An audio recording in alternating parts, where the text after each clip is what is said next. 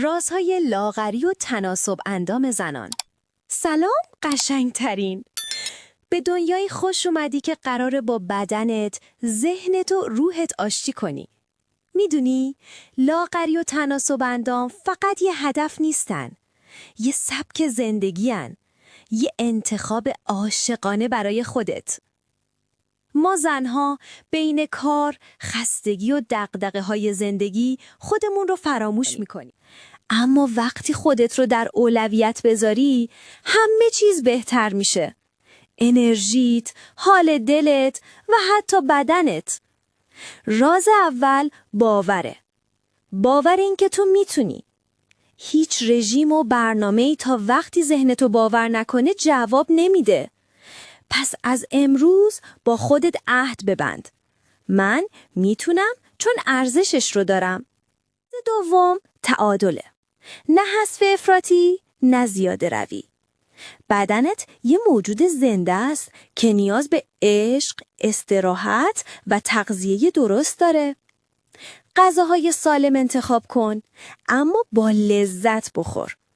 هر لقمه‌ای که با آرامش میخوری تو رو به تناسب اندام نزدیکتر میکنه.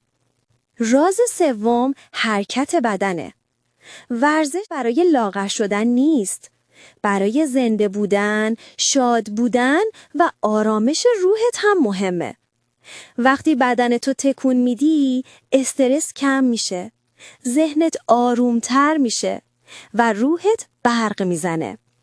حتی یه پیاده روی کوتاه یا چند دقیقه رقص میتونه معجزه کنه. راز چهارم ذهن آگاهیه. با بدن جنگ نکن، کامکاری کن. وقتی خسته‌ای استراحت کن. وقتی گرسنه‌ای تغذیه کن. وقتی ناراحتی با خودت مهربون باش.